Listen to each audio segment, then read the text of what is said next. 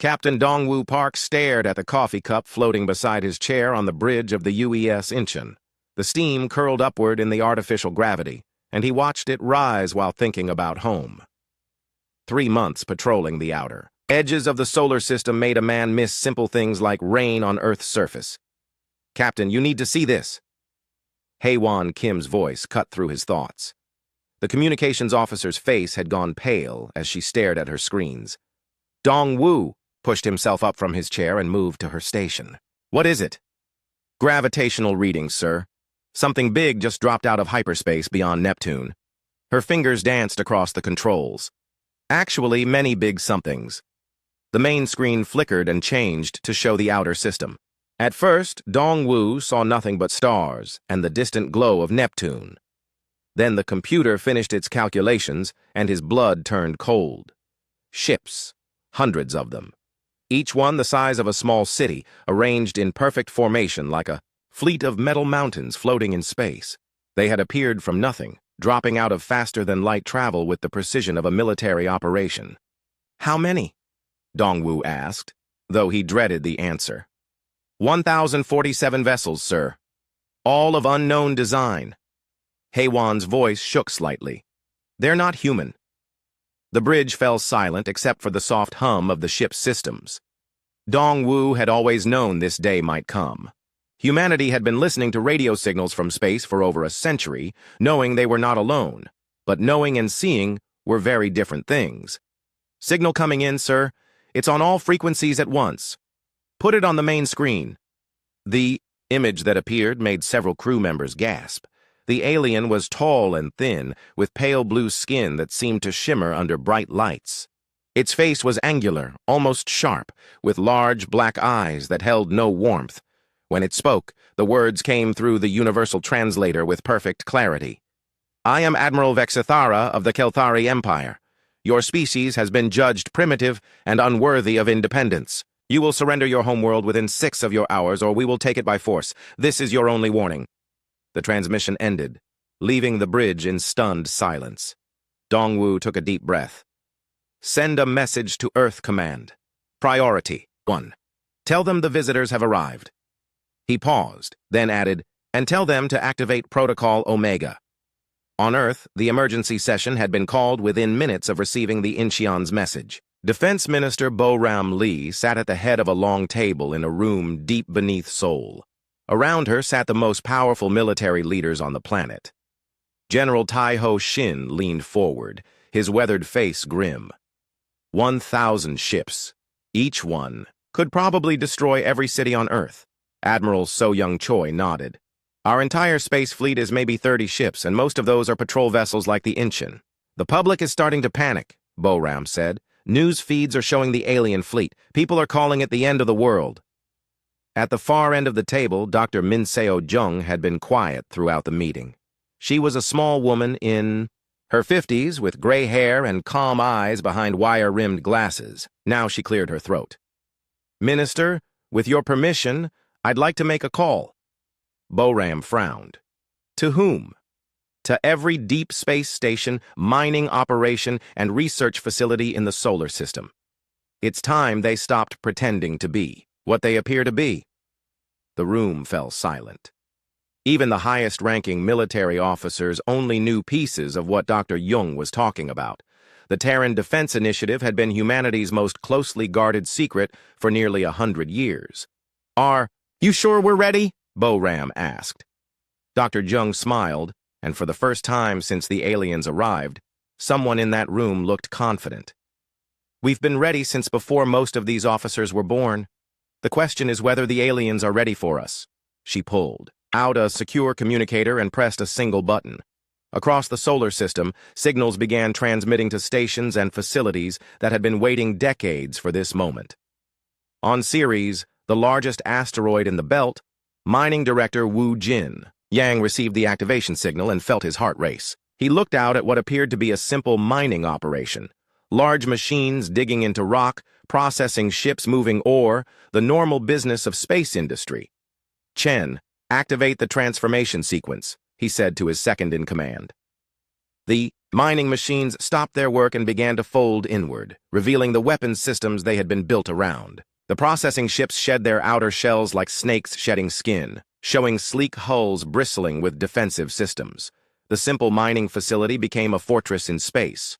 Similar transformations were happening throughout the solar system. Near Jupiter, Dr. Eugene Kang watched her research station reveal massive gravitational wave cannons that had been disguised as scientific equipment. Around Mars, orbital facilities deployed thousands of drone fighters that had been stored in cargo containers. The asteroid belt itself began to change.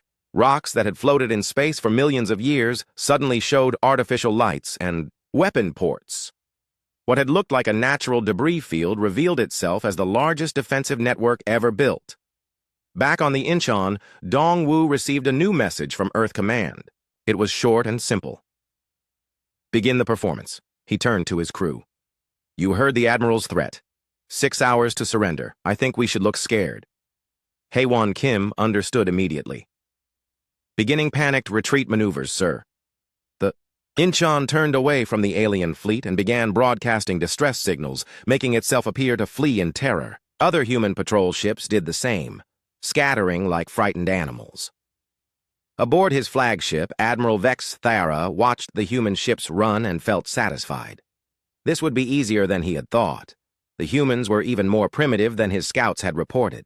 Their ships were small and weak. Their formation discipline non-existent.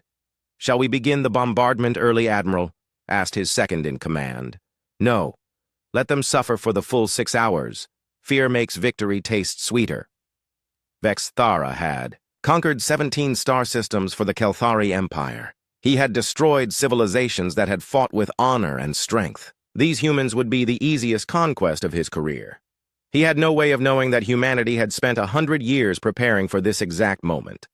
As his ships moved into attack formation, thousands of hidden weapons systems powered up. Across the solar system, the trap that had taken a century to build was about to close. The 6-hour countdown had begun, and Admiral Vex Thara believed he was hunting prey.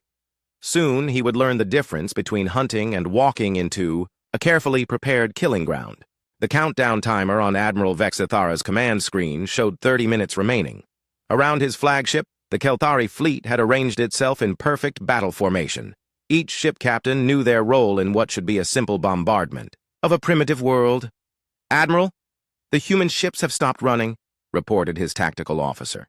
They're taking defensive positions around their home world. Vex Thara looked at the display showing the pathetic human fleet.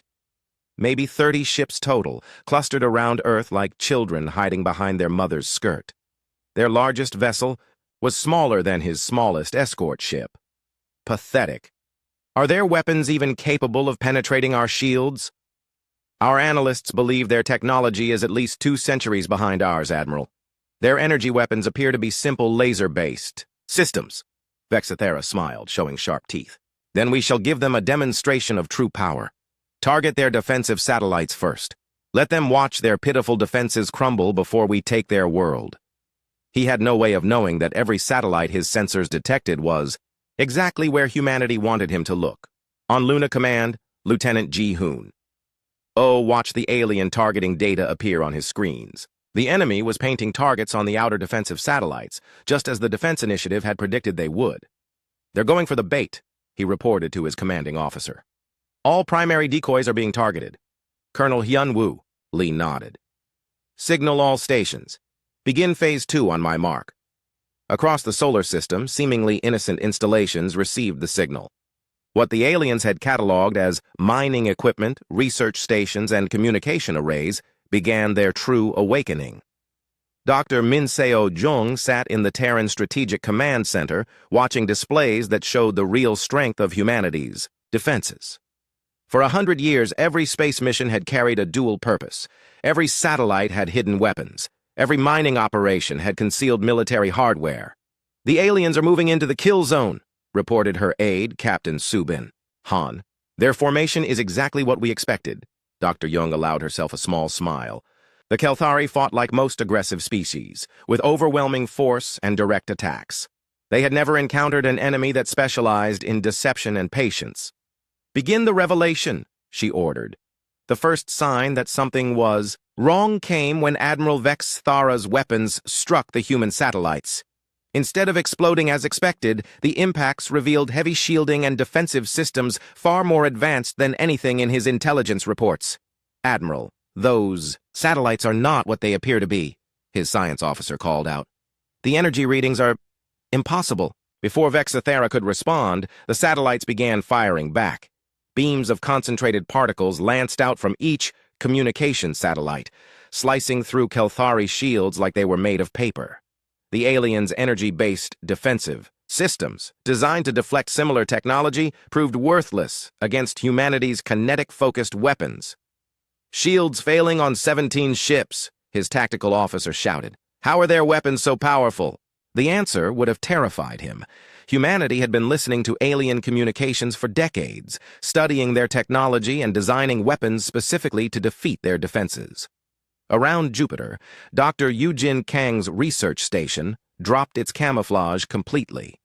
The structure that had appeared to be studying the gas giant's moons revealed massive gravitational wave cannons that could tear apart starship hulls at the molecular level. "Firing solution acquired," reported her weapons officer. "Targeting the alien command cluster. Fire!" The gravitational waves were invisible, but their effect was immediate. 3 Kelthari cruisers simply came apart, their hulls unable to withstand forces that twisted space itself. In the asteroid belt, Mining Director Wu Jin Yang coordinated the greatest deception reveal in military history. Asteroids that had floated in space for millions of years suddenly blazed with artificial light as they dropped their camouflage. "All batteries report ready," came the voice of his weapons coordinator. "We have targets locked across the enemy formation. All units, this is Asteroid Command. You are cleared to engage. Make them regret coming to our home." Thousands of hidden weapons platforms opened fire at once. Railguns that could accelerate projectiles to significant fractions of light speed launched volleys of tungsten rods at the alien fleet. Each impact delivered the energy of a small nuclear weapon. Admiral Vexathera watched his tactical display in growing horror as red markers appeared across his fleet. Ships that had been perfectly functional moments before were now debris fields. The humans weren't just fighting back. They were winning. "Admiral, we're reading massive energy spikes from the inner system," his sensor officer reported, voice shaking. "Something is powering up near their star." On the hidden platform called Solar Station 1, engineer Da-Un Cho watched decades of preparation come together. The Solar Collection Network had been humanity's most ambitious project, a series of collectors and focusing arrays that could harness and direct the power of the sun itself. "Solar collectors at full capacity," she reported to Earth Command. "Gravitational lenses aligned. The Sol cannon is ready to fire." The weapon existed nowhere and everywhere at once. The sun's energy, collected by thousands of hidden arrays, focused through gravitational lenses placed throughout the system, all aimed at a single point where the alien command ship sat in space. "You have permission to fire," came Dr. Young's voice. Da-Yun Cho pressed the firing stud, and for a brief moment, a star's fury reached across space.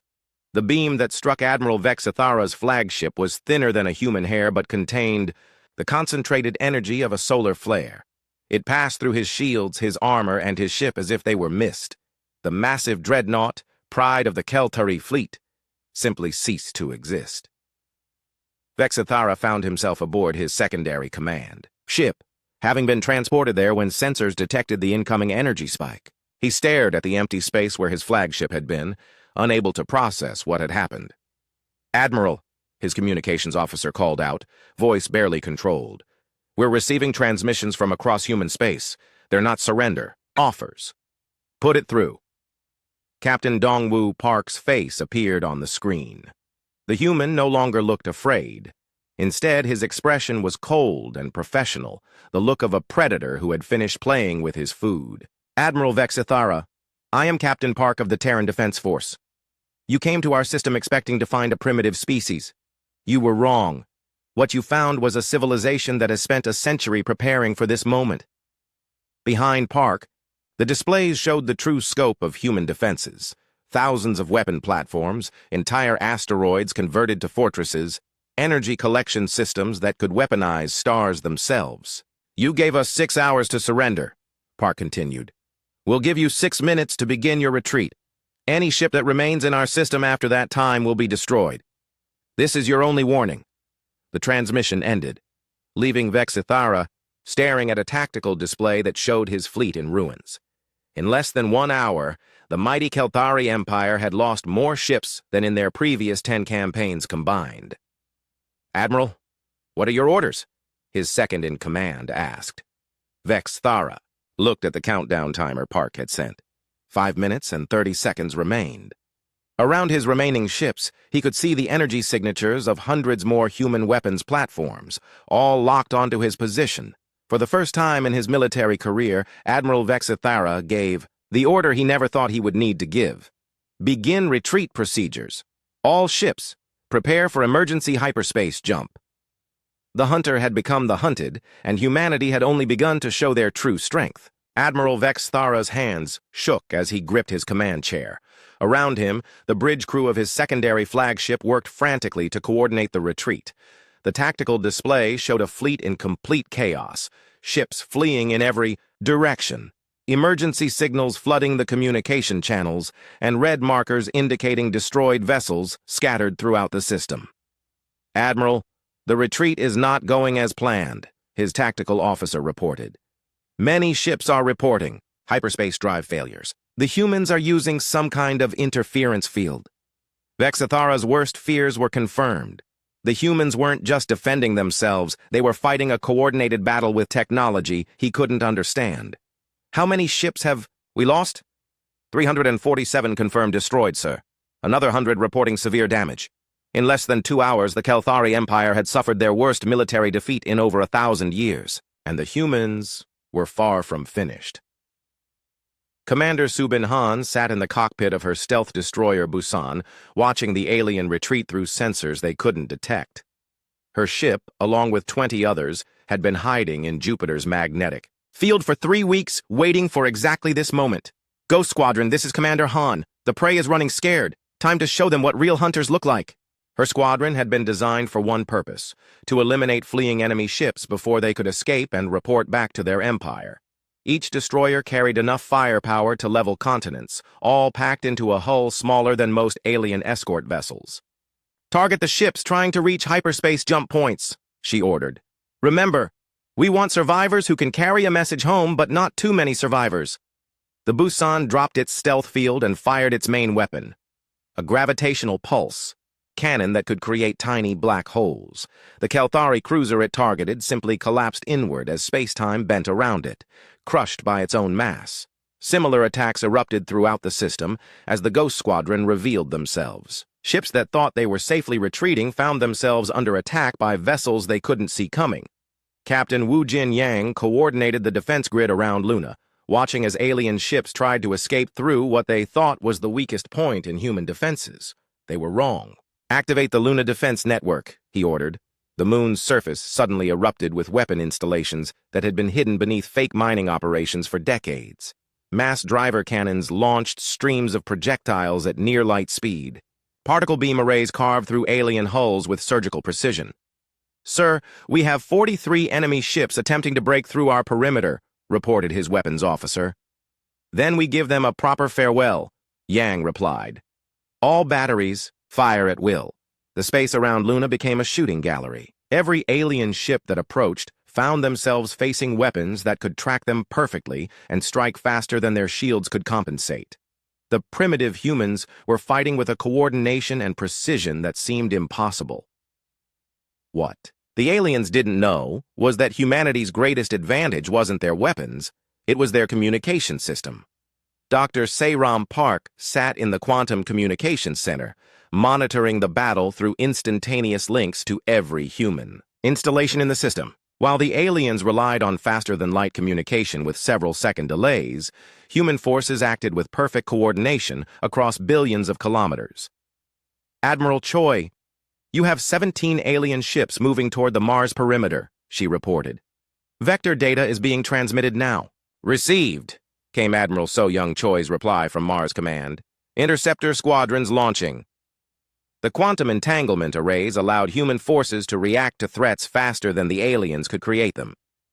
Every movement, every tactical decision, every weapon fired was instantly known to every human commander in the system. Colonel Jun-Ho Kim commanded the most devastating surprise humanity had prepared: the Asteroid Belt Defense Network. What appeared to be natural space debris was actually the largest weapons platform ever constructed. "Colonel, we have the main alien formation attempting to flee through Belt Sector 7, reported his aide. Jun-Ho smiled grimly. "Sector 7, you say? That's where we put the big surprises." He pressed a control, and across millions of kilometers of space, asteroids began to move. Rocks that had drifted silently for eons suddenly showed fusion drives and weapon ports. The asteroid belt became a three-dimensional maze of death, with every piece of debris potentially hiding enough firepower to destroy a battleship. "All units, this is Belt Command. The aliens are entering the killing field. Light them up." Admiral Vexithera watched his tactical display in horror as more ships disappeared from his fleet. The asteroids themselves were attacking his vessels, revealing weapon systems that defied everything he knew about warfare. "Admiral, incoming transmission from the human commander," his communications officer announced. Captain Dongwoo Park's face appeared on the screen again, but now he wasn't alone. Behind him stood a dozen other human officers, each representing a different aspect of their defense network. "Admiral Vexithara, you seem surprised by our capabilities," Park said calmly. "Let me introduce you to some of my colleagues. Dr. Min Seo." Jung stepped forward. "I'm Dr. Jung, head of the Terran Defense Initiative. We've been preparing for visitors like you for over a century. Every signal you've transmitted, every ship you've sent to scout our system, we've been watching and learning." Admiral So-Young Choi joined them. "Admiral Choi, Mars Defense Command. Your ships fight well, but you fight like every other aggressive species we've studied. You rely on overwhelming force and direct confrontation. We prefer patience and planning." Commander Subin Han appeared next. "Commander Han, Ghost Squadron. We've been hiding in your formation since you arrived. Your sensors can't detect us, your weapons can't target us, and your shields can't stop us." Colonel Jun-Ho Kim was the last to speak. "Colonel Kim, Belt Defense. You're currently trapped in a field of armed asteroids that stretches across billions of cubic kilometers. Every rock around you could be a weapon. Every piece of debris could explode. You have no safe path out." Park resumed speaking. "We gave you 6 minutes to retreat, Admiral. That time has passed. However, we're going to make you a different offer. Take your remaining ships and return to your empire. Tell them what you found here. Tell them that Earth is not a target, it's a fortress. And tell them that if they ever threaten our system again, we won't be as merciful as we've been today." The transmission ended, leaving Vexithara staring at the tactical display. His mighty fleet of over 1,000 ships had been reduced to fewer than 200 functional vessels in a single day. The humans had lost maybe 5 ships total.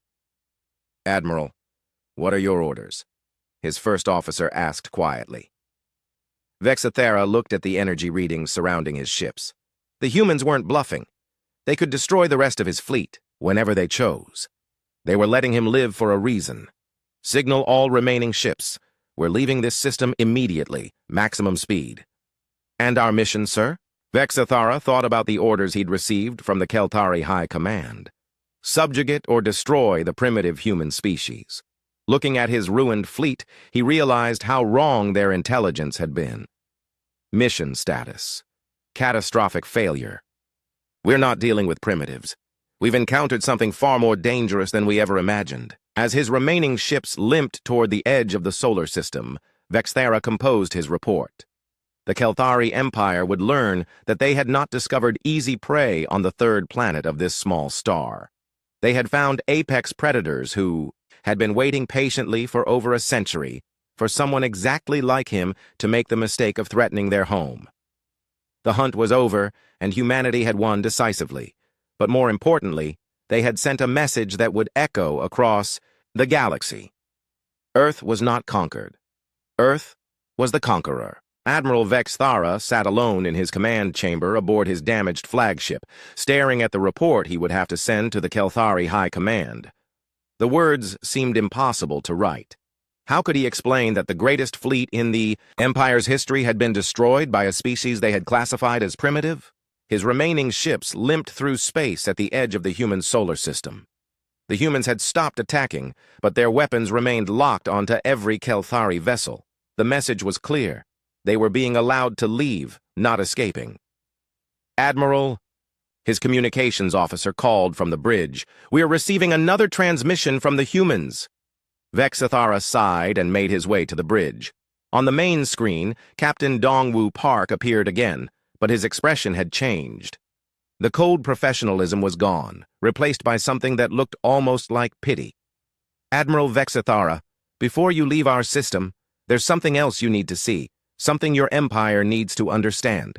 The screen split, showing a view of human space from beyond Neptune's orbit. At first, Vexathara saw nothing unusual, just the scattered debris of his defeated fleet and the human defensive installations that had destroyed it. Then the view pulled back, and Vexathara's blood turned to ice. The humans hadn't revealed their full defensive network during the battle. They had shown him perhaps 10% of their true capabilities. Across the solar system, thousands more weapon platforms were powering up, revealing themselves now that the immediate threat was over. "What you fought today, Admiral, was our patrol force," Park explained calmly. "Our actual military hasn't even been activated yet." The display showed massive shipyards hidden in the outer system, each one capable of building vessels that dwarfed anything in the Kelthari fleet. Construction facilities disguised as research stations revealed hulls the size of small moons. Ships designed not for defense but for offense. Dr. Minseo Jung's voice joined the transmission. "We've been monitoring galactic communications for over a century, Admiral. We know about the Kelthari Empire, the Zephyrian Coalition, the hegemony of Vorth, and 17 other spacefaring civilizations. We know where your homeworlds are, what your ships can do, and how your military thinks." Admiral So Young Choi appeared on screen. "More importantly, we know that you've been watching us for decades, cataloging our primitive technology and planning your invasion. What you didn't realize is that everything you observed was theater. We've been performing the role of a weak, barely spacefaring species while we built the most advanced military force in known space." The view shifted to show Earth itself, but now Vexathara could see past the illusion. The planet wasn't just defended, it was armed. The entire world was covered in a network of defensive systems that could probably destroy every ship in the Kelthari Empire simultaneously. "Your species thinks in terms of conquest and subjugation," Park continued. "You find a weaker civilization and take what you want. Humanity thinks differently. We plan for contingencies, we prepare for threats, and we build for the long term. While your empire spent centuries conquering neighbors, we spent those same centuries getting ready for the day when a conqueror would come for us." Commander Subin Han's face appeared next. "We know that your empire has protocols for dealing with military defeats. You'll report back, request reinforcements, and return with a larger fleet. We want you to do exactly that." Vexathara felt a chill run down his spine. "What do you mean?" "Bring your reinforcements, Admiral. Bring your entire empire if you have to. We'll be waiting." The transmission shifted to show something that made Vexathara's heart skip beats. Beyond the outer planets, space itself seemed to be opening up. Massive structures were emerging from what appeared to be hyperspace, not ships, but mobile battle stations the size of asteroids.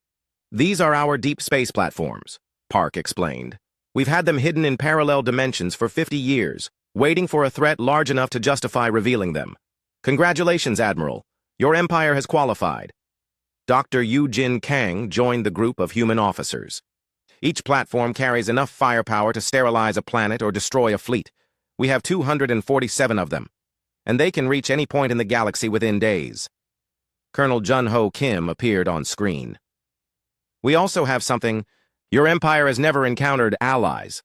While you've been conquering civilizations, we've been secretly contacting them. The survivors, the refugees, the species you've enslaved, they're all waiting for their chance at freedom."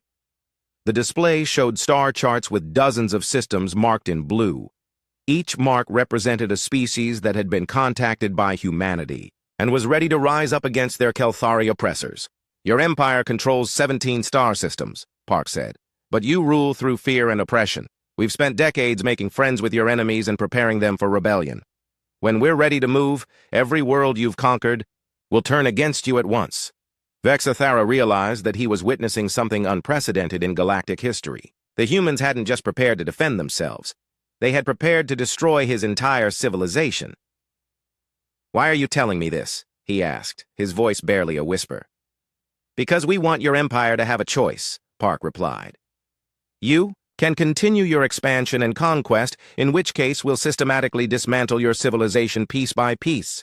Or you can withdraw from your conquered territories, free the species you've enslaved, and learn to coexist peacefully with your neighbors."